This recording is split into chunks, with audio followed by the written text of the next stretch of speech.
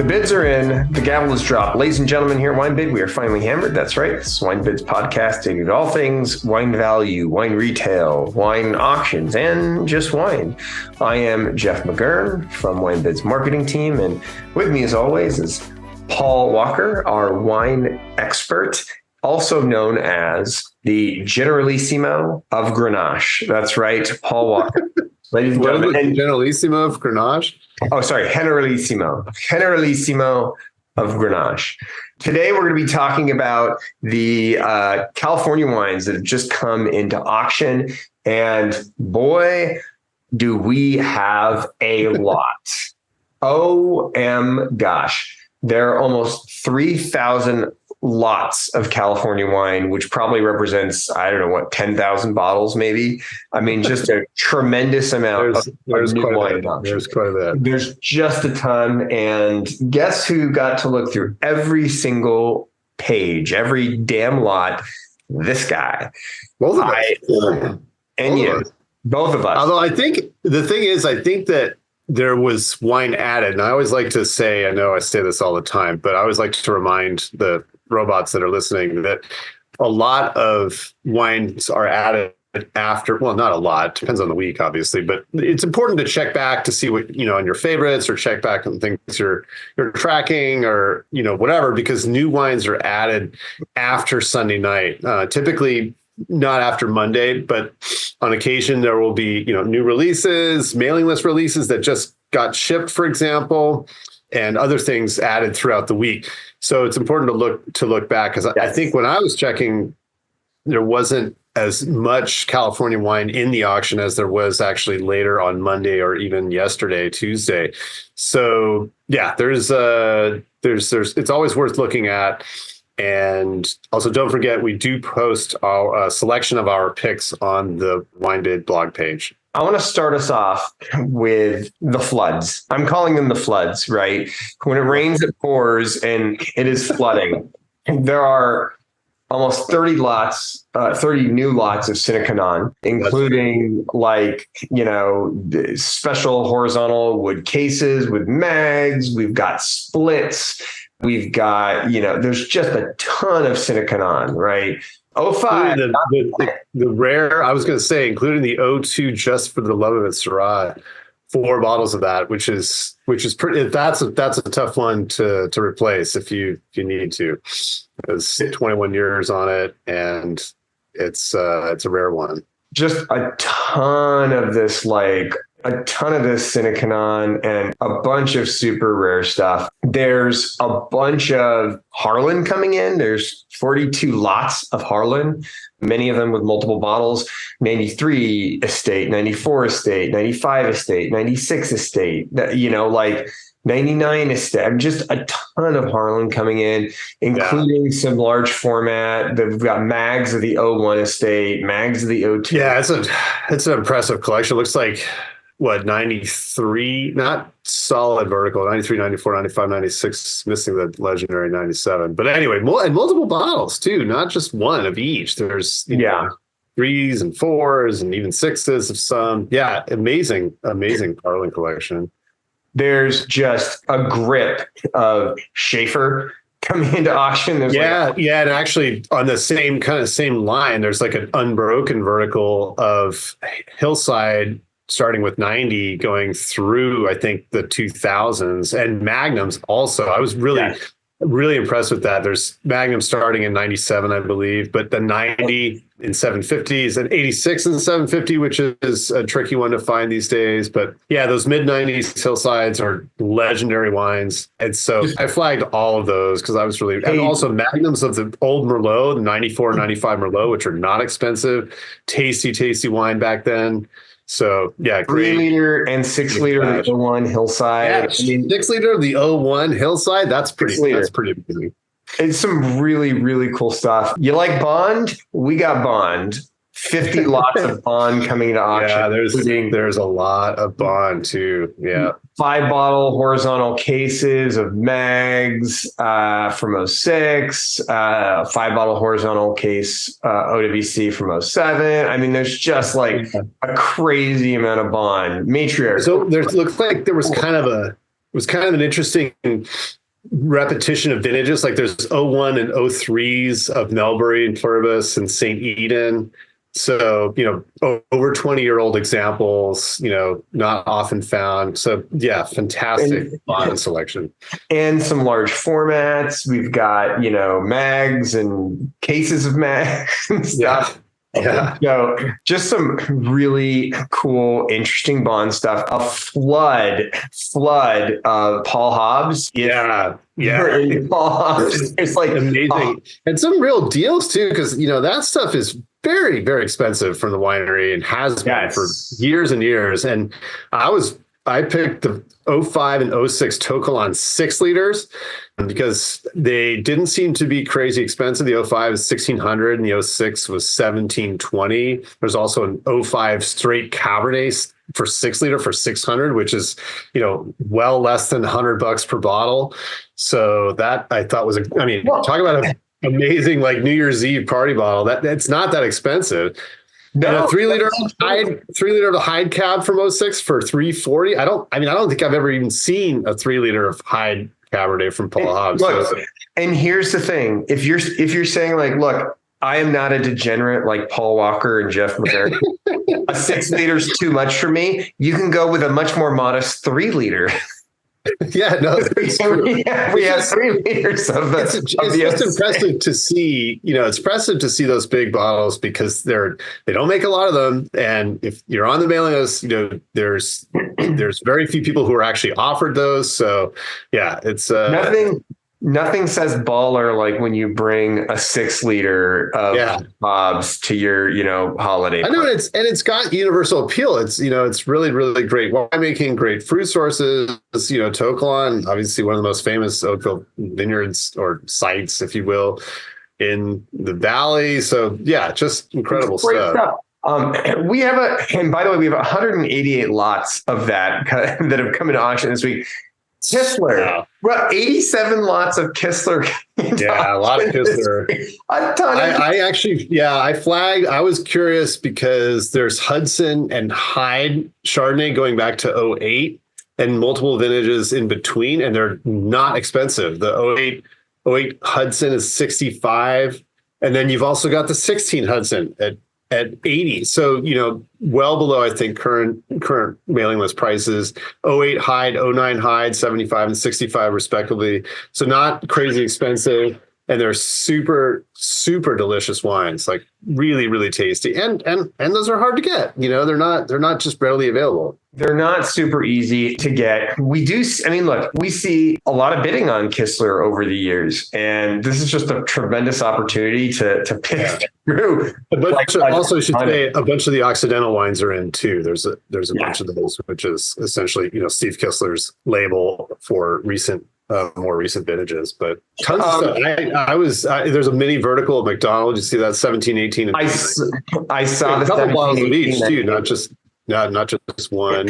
It's a bunch of Mary Edwards large formats, which again, like another rare occurrence to see, multiple bottles of. There's Cooper Smith 07, Olive Lane 07, Sonoma Coast 07, and they're all under $80. I think the one over 80 is the 07 Tobias Glen's 81. Those are long-term aging wines. They're super good. There's a mag of the Meredith Vineyards Mary Edwards Angel Wing, which I don't believe I've seen before. So yeah, did you see all the stuff? We have 187 lots of William Salim. There's a tremendous amount of William Salim auction, just a ton of it, like everything. There's like literally 8 pages of William Salim that's new in auction this week. There's a bunch of Allen going back to '04, Allen Pinot Noir. There's a bunch of Hirsch, which I always love, just incredibly good. '07, '09 Coastlands, and all the other vineyards that you can imagine. But those were the few that I was really interested in. Did you see all the Palmer coming into auction? 34 lots of Palmer. Yeah, did you see the half bottles? A bunch of splits. I don't think I've ever seen those. Splits. There were 3 half bottles for $45. I was like, that's a good deal. There's a bunch of Palmer, just really cool, really good stuff. Ultramarine. There's a bunch of ultramarine. Yeah, 26 lots of ultramarine. We usually get like a lot or two, right? Yeah. There's a ton of that. A ton of Claude Duval coming into auction. 33 lots of Claude Duval. No, I'm always kind of excited about some of their big formats too, because they're not easy to find. There's a '09 Stag's Leap cab Magnum for 90, which I thought was a great deal. There's a 2000 Reserve cab for 110. '03 Oak Vineyard cab mag for 70. So again, these are awesome wines that are long lived. They'll drink really well. So, and they're not terribly expensive. There's a whole bunch of Elise as well. I was you don't steal my thunder. Don't steal my thunder. There are 623 lots of Elise coming into auction. There's a lot of Elise. Literally 25 pages. 25 pages of Elise. Yeah. Again, some great deals on large formats from some of their, and they've sourced Cabernet from some pretty serious places. Soul Leaf Vineyard. I think there's Black Sears Vineyard. There's some older Barrel Select Petite Syrah Magnums, and they're not expensive either. There's just a whole bunch to choose from. Just a ton of really, really cool stuff. All right, that's the floods. Let's talk some specific bottles, okay? I would be remiss if I did not mention this bottle. And I want to preface this with the holidays are coming up, Paul. And if you're looking for a gift for me, which I'm sure you are, I think this is perfect. And candidly, it's the only thing I want. And I know you have to get me something for Christmas. So this 1969 Chapelet Vineyards Cabernet Sauvignon is back in auction. Oh, wow. We have not seen it for a while. I actually didn't know that. That must have been a late ad because I think so. Its reserve is $16,295. And this bottle looks amazing. Huh. This looks unreal. Take a look at this bottle. Tell me that good shape. I don't know. It looks like phenomenal shape to me.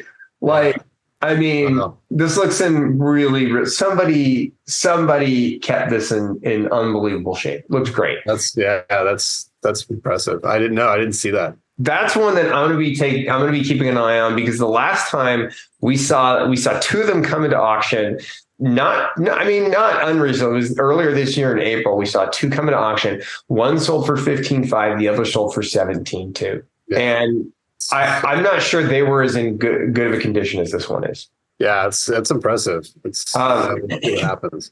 When I first saw this bottle, it had 7 trackers. That was on Monday. It's up to 17 trackers. Still has no bids. I'm really curious to see what happens here, but I think this one's going to be super, super interesting. You know what? This 2019 Ridge Montebello, I may sound crazy here, but $160 for Ridge Montebello, I noticed a tremendous steal to me. Yeah, some younger wines there, definitely less than winery cost for sure. I was looking at this 1992 Silver Oak 3 liter for $280. I thought that was like a really cool bottle, right? We were talking about the Silver Oak, the 2018 that went last week, right? It's interesting because I actually flagged the 91 Alexander Mag for 170 because that's really, really good wine. I've had it a couple of times. And then there's a 3 liter for 340 also. So there's some great Silver Oak large formats. Some great Silver Oak formats. We had this 2000 Stag's Leap Wine Cellars Cask 23 5 liter for $835. That's bottle's cool. Tempting bottle because again, 2000 was a challenging vintage, but there are definitely some great wines from 2000, and in a big format like that from a phenomenal source, that's a compelling one for sure. Not expensive at all. Cask 23 is it's up there. So that didn't sound like a bad deal at all. And that's another really impressive party bottle to bring to a party or whatever. Oh yes. I mean, you will be the hit of the party. One that I thought, staying on Stag's Leap for a second, there's one that I thought was cool. There's a 1976 Stag's Leap wine cellar Gamay Beaujolais. For one, is that the wine that won the tasting in Paris, by the way.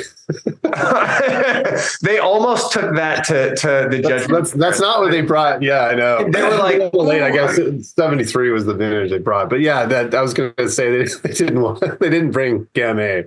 But they almost did. They meant to, but someone accidentally packed the 73 cab instead. So luckily, the 73 cab did well, but Gamay Beaujolais, that is really funny. I just thought that was like super interesting. Like that's kind of a little piece of history there. Yeah, no, for sure. And like, well, it's interesting looking at, sort of anniversary bottles, obviously 74s, speaking of 74, there's a Heights Martha's in this week, but for upcoming 50th birthday celebrations, this 76 would be be a lot of fun to try, and it's not crazy expensive. It's not $2,300 or whatever the Heights is. So, I think if you know someone who's like super into wine and they like Stag's Leap, this is one of those things it's rare because it's one of those things they probably grew it for like 2 years and like Beaujolais sucks. Nobody wants to buy Gamay and they stopped growing it. There might be like 3 vines of Gamay on their property somewhere. Yeah, I mean this right? would be a very difficult bottle to replace if you need to extremely difficult bottle to replace that 76 Beaujolais from Stag's Leap. I checked out this when I'm watching this 97 Arajo Estate Icy Vineyard Cabernet Sauvignon. Yeah, I tag because you don't see 90s vintage Arajo pop up that often. So and that one, it's like 185, which not a crazy price, from such a legendary California vintage. I mean, it's like counterparts like Harlan or way more, like Maya's way more. So I thought the 97 Arajo at 185 is a deal. That's a deal. I think that's. Oh, is it 185 now? It was 175. It must have a bid on it. Yeah, it's got to have a bid because that seems kind of Finally hammered effect. It works fast. Paul. 2010 kept. I think it got a bid before we mentioned it. So I don't know what. I'll agree to disagree. Disagree. Effect would work, but anyway. I selected this wine on Monday before it had any bids. That's how this works. 2010 kept Sandy Family Wine. Yes, that was another one on my list. Mag 460. 460 for 29. I looked at. I was like, that's a good deal on that. Yeah, it's good. No, that's a good deal. That's also a rare one. Hard to get large formats from Capchani. They don't come through very often, and so I picked that one too. I picked up the 2019 Claude of Herndale Vineyard Cabernet Sauvignon for 75, and the reason I picked that out is because when I bought Herndale at the winery, and this was years ago, it was 120. At the winery. Really? So $75 for their Herondale is actually a phenomenal deal. Huh.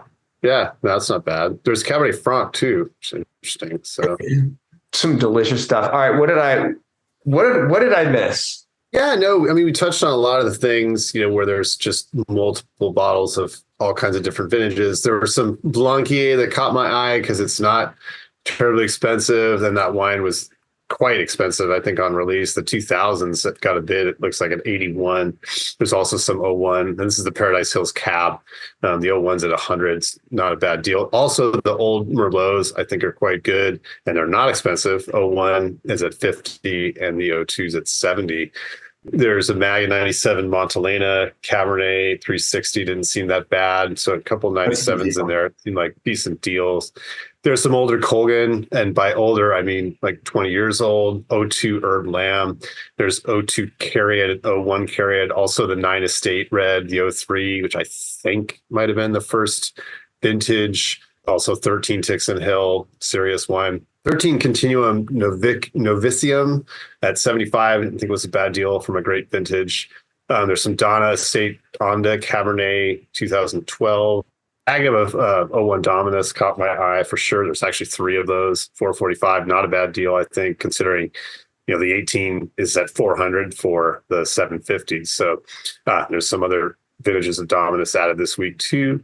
16 Greer Cabernet, kind of, I always like to mention this wine. It seems to kind of pop up every so often. But Henzel Chardonnay 15, I thought was a great deal, $40. That's delicious wine.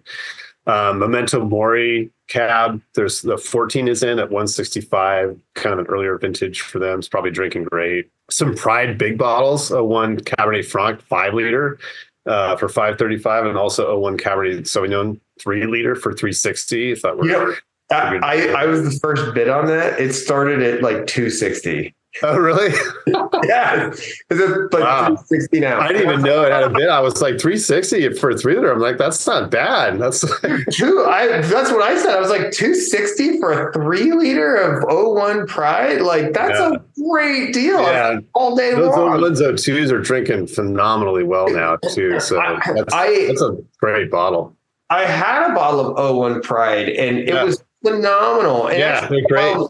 97 Pride, and it was phenomenal too. Yeah. Like that stuff like runs the test of time. Like it's like Spring Mountain, Sonoma and Napa fruit in some of the labels, depending on what it is. But yeah, they're delicious wines. So there's a couple 87 Mondavi Reserve 6 liters, that's just one of my favorite cabs of all time. And, seeing more than 1 6 liter is pretty rare. So those are 15, 20. Some younger about, 10, 12-year-old Rocchioli Pinot Noirs in, which I thought were not expensive. Also 09 Riverblock Chardonnay for, I think, $36. It's a steal. This stuff's delicious. Some 08 Scarecrow. There's some Screaming Eagle, 01s, 02s, 03s. There's 3 packs. Let's see. Oh, yeah, there's a bunch of Sloan, including the 2000, which I think vintage. So that's kind of wild to see. There's like a full vertical of 2000 through 2004, and I know there's other vintages as well. But anyway, multiple bottles of the first vintage of Sloan and additional later vintages. There's a 79 Spring Mountain cab that snuck in this week. And let's see. Oh, yeah, there's a 3-pack of the Tesseron Estate Pim Ray. It's Robin Williams' old vineyard that Tesseron Ponte Canet family bought. But the 17 seemed inexpensive for $675 for a 3-pack, because I'm almost positive that stuff is $300 a bottle from the winery. So $675 seemed like a deal. Lighter weight vintage, but still, I'm sure it's delicious. Some older Turley too. So I saw some Hain Petit Syrah 05 and 08, and they were cheap. The 05 is $35. That stuff, goes for a lot more now. Rattlesnake Ridge, Petit Syrah also 05 and 07. Some Turtle Rock wines, brand new release, 19s, G2 and James Barry. There's a Tusk Estates L'Orange, which I think is kind of like the second label of the Tusk Estates wine, but supposedly great, $475. Ulysses Cabernet half bottles, which I don't think I've ever seen before, the 13 for $59 seemed like a decent deal. The 15 is also in, and there's 6-pack of the 13.